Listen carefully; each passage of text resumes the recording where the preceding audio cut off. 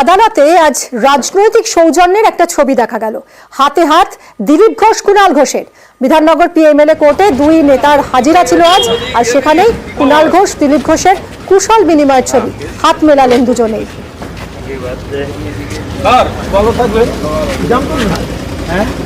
জন্মদিন আপনার নাম আপনার কে জানি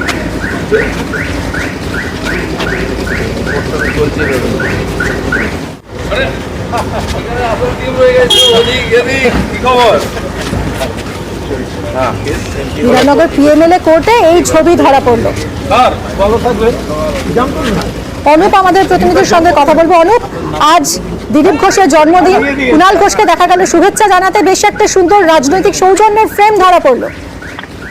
একেবারে রাজনৈতিক যে সৌজন্য, একেবারে বিধাননগর এমপিএমএলএ আদালত, সেখানে মূলত কুণাল ঘোষ তৃণমূলের মুখপাত্র, তিনি যেমন এসেছিলেন সারদা মামলায়, একটি মামলা সংক্রান্ত বিষয়। অন্যদিকে দিলীপ ঘোষ বিজেপি নেতা, তিনি এসেছিলেন 2019 সালে একটি রাজনৈতিক ঝামেলা, সেই কারণে। কিন্তু আদালতের একদম যখন দিলীপ ঘোষ ঢুকছেন, সেই সময় মুহূর্তে কিন্তু একেবারে তৃণমূল মুখপাত্র কুণাল ঘোষ দাঁড়িয়ে আছেন, এবং দিলীপ ঘোষ একেবারে এগিয়ে গিয়ে বলছেন এই যে কি খবর, কুণাল ঘোষকে জিজ্ঞেস করলেন। সেক্ষেত্রে কুণাল ঘোষ কিন্তু একেবারে দিলীপ ঘোষের দিকে এগিয়ে গেলেন এবং হাত মিলিয়ে বললেন আজ তো দিলীপদার জন্মদিন, এবং কিন্তু একেবারে জন্মদিনের শুভেচ্ছা জানালেন, যাতে ভালো থাকে এমনকি যেহেতু তিনি জানালেন। এবং একেবারে রাজনৈতিক যে সৌজন্য সাক্ষাৎ দুই নেতার, এমনটাই কিন্তু একেবারে লক্ষ্য করা গেল বিধাননগর এমপিএমএলএ আদালতে।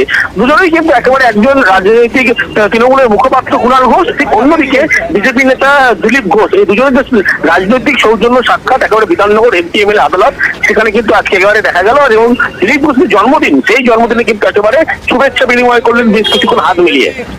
একদমই, অনেক ধন্যবাদ। রাজনৈতিক দূরত্ব সরিয়ে রেখে একেবারে পারস্পরিক সৌজন্য বাংলার রাজনীতিতে নিঃসন্দেহে অত্যন্ত ইতিবাচক। দিলীপ ঘোষের আজ জন্মদিন, পিএমএলএ কোর্টে এই ছবি ধরা পড়ল। আপনার কে জানি